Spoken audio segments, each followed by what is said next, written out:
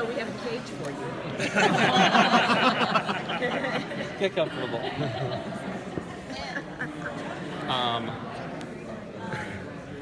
I don't know why I say the things I say. How's it going, everyone? Good. How are you? Good. We have some questions. Oh, you do? Yes. My question is, for Castiel, I think the turnabout of the last episode must have been devastating. How's he dealing with that, or what's he looking at that? What's his philosophical view of what happened? Cass is bummed out. It's hard for him because Jack is, Jack is his charge. He sees Jack as his responsibility, and he made a promise to take care of him, and he failed. And not only that, in failing, he's also unleashed all the souls from hell and created a zombie apocalypse. So I think in typical Castiel fashion, he feels both remorseful and responsible, and he's going to do everything he can to rectify whatever he can. Pretty heartbroken, I'd say. 11 years is Castiel. What has Castiel meant to you in retrospect, and how has he changed you? Well, God, that's an interesting question. I mean, it's really interesting playing a character for so long. You start to, it starts to be integral somehow to your own personality. Like the character of Castiel feels real to me. When I start acting as Castiel, it doesn't feel like I'm faking it. It's like, oh yeah, I know that guy. He's kind of annoying, and he doesn't really have great social skills, but he feels real. I don't know. I mean, it's really hard to articulate. But I think the same is true for Jared and Jensen and Sam and Dean.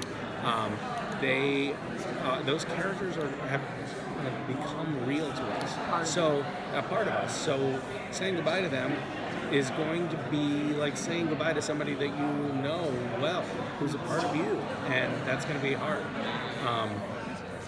But yeah. Speaking of how hard that's going to be, now that you're walked off the stage in Hall H all the time, how does it feel? Does it feel like a relief? Does it feel like the end of anything? How does it feel to you? I guess it's mixed. I mean, there's some excitement about the future. Like, what is it going to hold? This has been incredible, and we're all really grateful to have been a part of this. And yet, it also has started to feel a little routine and predictable. I mean, I can't remember discerning qualities of the past 11 Comic-Cons that make them stand out from one another. They all start to blend together, and so I'm excited about the prospect of something new and adventure. But at the same time, of course, it's sad. We're all fighting back tears up on stage because we're saying goodbye to something that we love, and we feel very lucky to have had. What is the future hold? What are you looking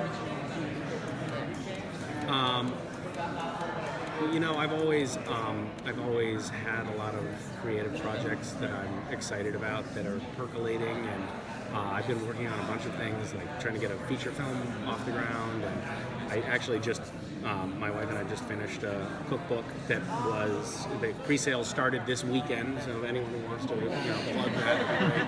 It's the Adventurous Eaters Club, and it's actually, I think, really pretty good.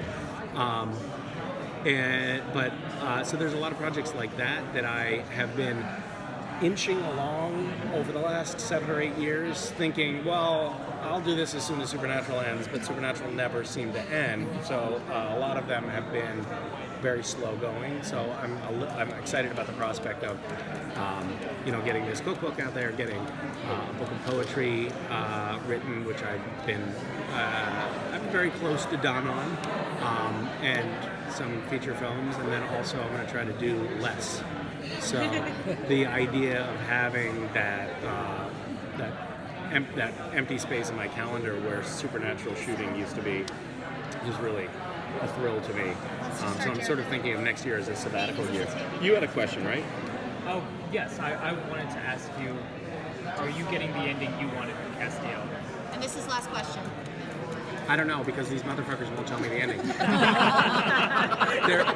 there was like oh yeah, let's talk about the endings conversation sitting around a table, and Jensen was there, and the writers were there. Jensen knew, and the writers knew, and I was like, yeah, tell me. And then they decided to be a funny joke to not tell me, and now it's getting mean. I'm gonna egg their houses. Huh? I don't know if there'll be a book tour. No. I work at Penguin Random House. Oh yeah? Yeah, that's why I'm asking. Okay. In Canada. No, I think that I'll How many probably pre-sales do you need? we need a lot. That's okay. I can work with a lot. But we're with Harper. Yes, I know. That's fine. I can deal with that. Okay. Yes. Tell everyone to get by pre-order. Yes. Okay. And you can pre-order it in Canada. Yes. Yes. I'm sorry. Yes, you can pre-order. Thank you. Thank you. Thanks for the plug. Absolutely. Anytime.